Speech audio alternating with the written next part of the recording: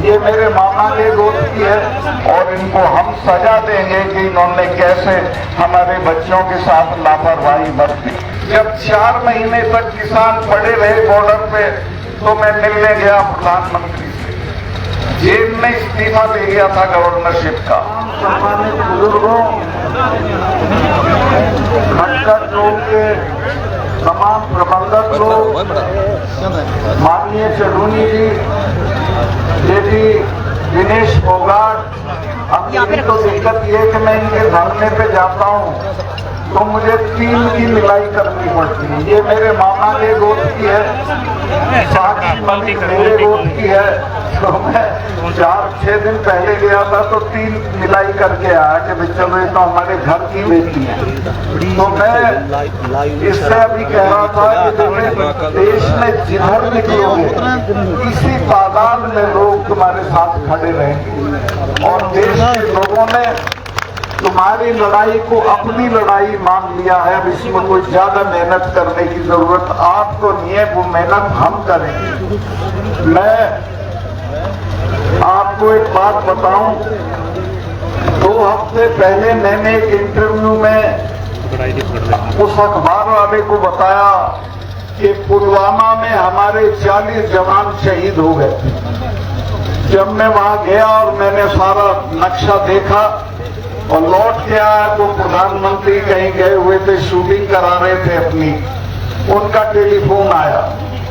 उन्होंने कहा सतपाल भाई क्या हुआ? मैंने कहा साहब ऐसे ऐसे हमारे 40 जवान शहीद हो गए और वो हमारी गलती से हुए। वो 4 महीने से हवाई जहाज मांग रहे थे जम्मू से श्रीनगर जाने के लिए, लेकिन उनको हमने हवाई जहाज नहीं दिए, लिहाजा वो सड़क के रास्ते गए और मारे गए। तो प्रधानमंत्री ने मुझे कहा कि तुम चुप रहो। 2 घंटे बाद जो हमारा सिक्योरिटी एडवाइजर है अजीत डोभाल, वो मेरे साथ पड़ा है, उसका टेलीफोन आया कि सतपाल भाई इस पे बोलो मत, इस पे चुप रहो। मैंने समझा शायद ये जांच कराते होंगे, वो जांच आज तक नहीं हुई है। वो सिर्फ एक बहाना ढूंढ रहे थे कि इस सवाल पे पाकिस्तान की तरफ मोड़ के और चुनाव लड़ जाएं। हमारे 40 बच्चों की लाश पे खड़े होकर ये चुनाव जीते हैं। मैं आपसे निवेदन करना चाहता हूं, अब की उनकी लाश पे इनको भस्म कर देंगे और इनको हम सजा देंगे कि इन्होंने कैसे हमारे बच्चों के साथ लापरवाही बरती। 5 हवाई जहाज सरकार के लिए बड़ी चीज नहीं होती। मैं वहां गवर्नर था, कश्मीर के और जम्मू के लड़के जहाज मांगते थे जब सर्दियां होती थी कि हमें इम्तिहान देने जाना है और सड़कें बंद हैं, तो मैं सबको हवाई जहाज दिलवा देता था। तो एक तरह से जानबूझ के उनको मरवाया गया ताकि चुनाव में इसका इस्तेमाल हो सके। और ये ऐसे लोग हैं कि चुनाव जीतने के लिए अगर सारे देश में आग लगानी हो तो वो भी करा सकते हैं। मैं आपसे हाथ जोड़ के प्रार्थना करता हूं कि अपने 40 बच्चों की मौत का बदला इस बार के चुनाव में हमको लेना है और जरूर लेना। दूसरे, अभी चूंकि मैंने ये बोल दिया है तो मेरे स्टाफ को तंग कर रहे हैं। मेरे स्टाफ के लोग जो साधारण लोग हैं 6-6 दिन से सीबीआई उनका इंटरोगेशन कर रही है। जिनके खिलाफ मैंने इल्जाम लगाए थे उनका किसी का इंटरोगेशन नहीं हो रहा। मेरी सारी सिक्योरिटी विड्रॉ कर ली है। मैं 2 कमरे के किराए के मकान में रह रहा हूँ, कोई गवर्नर नहीं रहता। कश्मीर का गवर्नर जब रिटायर होता है तो उसे दिल्ली में बंगला मिलता है, उसको 70 लोगों की सिक्योरिटी मिलती है। मेरे पास 1 सिपाही है, सिर्फ 1 सिपाही है। मेरे साथ कुछ भी हो सकता है, लेकिन मुझे आपका हौसला है। मैं आपके भरोसे पे लड़ रहा हूं और जब तक इनको हटा नहीं लेंगे तब तक लड़ता रहूंगा। इन बच्चियों की लड़ाई को हम जरूर जीत लेंगे, मुझे कोई शुबा नहीं है। जिस तरह से देश भर में इनके लिए हमदर्दी है, ये कामयाब होंगी और कोई रोक नहीं सकता। किसानों के मामले में जब 4 महीने तक किसान पड़े रहे बॉर्डर पे, तो मैं मिलने गया प्रधानमंत्री से। जेल में इस्तीफा दे गया था गवर्नरशिप का। मैंने कहा कि साहब ये 4 महीने से पड़े हैं, इनसे कोई बातचीत कर लो। तो बहुत घमंड में थे, बोले कि चले जाएंगे सरकार।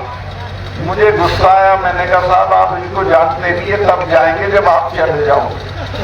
ये जो सिख भाई हैं, इनके तो गुरु ने अपने 4 साहबजादे शहीद करा दिए थे, समझौता नहीं किया था।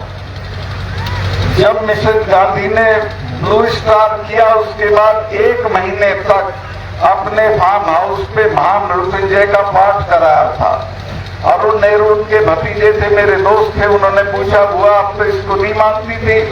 तो उसने कहा तुम्हें पता नहीं है, जिसने इनका स्वर्ण मंदिर छुआ है वो जिंदा नहीं है, ये मुझे मारेंगे। और वो मारी गई, जनरल वैद्य मारे गए। और ये जो 3 कानून वापस हुए हैं, ये समझ लेना ये हमारे कहने से नहीं हुए, ये डर में हुए। और अपने लोगों का मैंने कहा कि जो हमारे वाले हैं, ये तो हर 6 महीने लाल किले पे चढ़े रहते थे। इन्होंने तो आगरा में अकबर की कब्र उखाड़ ली थी और उखाड़ के दाह संस्कार कर दिया था। तो मैं कहा जब किसी से लड़ो तो ये जान लो कि किससे लड़ रहे हो। इनसे लड़ा नहीं जाता, कुछ ले दे के समझौता कर दो। 2-3 महीने बाद माफी मांग के वो बात मानी। और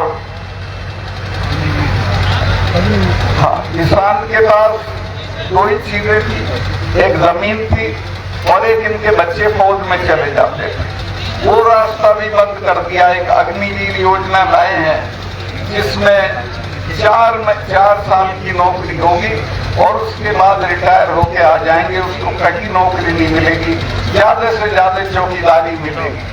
तो पूरी कोशिश ये है कि किसानों की ताकत को खत्म करो, खेती को खत्म करो, दाम मत दो, MSP मत दो और इसके बच्चों को फौज की नौकरी भी मत दो। मैं बहुत लंबा नहीं करना चाहता हूं। मैं कश्मीर में था जब धारा 370 हटी थी। महबूबा ये कहती थी कि जिस दिन ये धारा 370 हटेगी, खून की नदियां बह जाएंगी। दिल्ली वाले भी डरे हुए थे, वो भी कहते थे सत्ताल कैसे होगा। मैं आप छोड़ो मेरे पे, मैं आप इसको हटाओ। और वो मेरी दस्तखत से हटनी थी। मैंने चिट्ठी भेजी, मेरे चीफ सेक्रेटरी ने कहा कि मलिक साहब यहाँ तो बहुत खून कच्चर होगा, 1000 आदमी मारना पड़ेगा, यहाँ के लोग तो हथियार छीन लेंगे, थानों में घुस जाएंगे। मैंने कहा कि तुम चुप रहो, चिड़िया भी नहीं बोले। मैंने 4 एक्स चीफ मिनिस्टर गिरफ्तार किए, कुत्ता भी नहीं भौंका, कोई उनके उसमें नहीं आया हाथ में, क्योंकि मैंने 4 महीने तक ये किया था कि सबको अपना टेलीफोन नंबर दे रखा था। 2:30 बजे भी फोन आता था, मैं सुनता था। राजभवन मैंने खोल रखा था, जो जब आना चाहे आए, मैं मिलूंगा। और नतीजा ये हो गया था। और लोगों को मैंने समझाया कि ये 250 टेररिस्ट हैं, इनको लेके तुम दुनिया की दूसरे नंबर की फौज से लड़ के क्या हासिल कर लोगे, सिवाय ये मारे जाएंगे चिड़िया की तरह और कुछ नहीं होगा। बातचीत से सब कुछ हो सकता है। और कई नेताओं के बच्चे तो लंदन में पढ़ रहे हैं, तुम्हारे मरते तुम क्यों बेवकूफी करते हो। वो बात उनकी समझ में आ गई थी। और जब ये पकड़े गए तो किसी ने कुछ नहीं किया।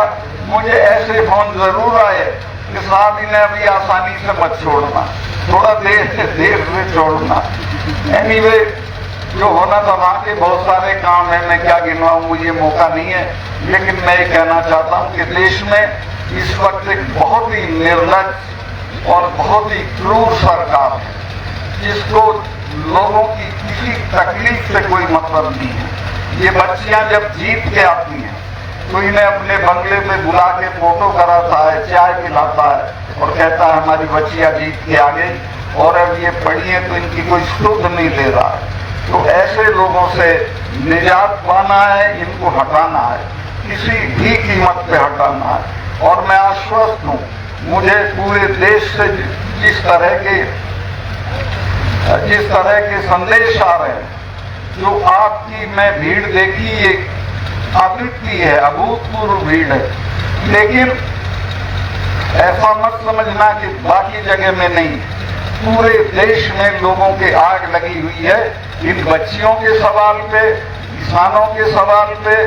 और हाँ, एक चीज और आपको जिम्मेवारी दे दूं, ये चुनाव से पहले चढ़ूनी साहब ये मुझको भी गिरफ्तार कर सकते हैं, क्योंकि चाहेंगे कि ये कहीं ना जाए, ये पुलवामा पे ना बोले।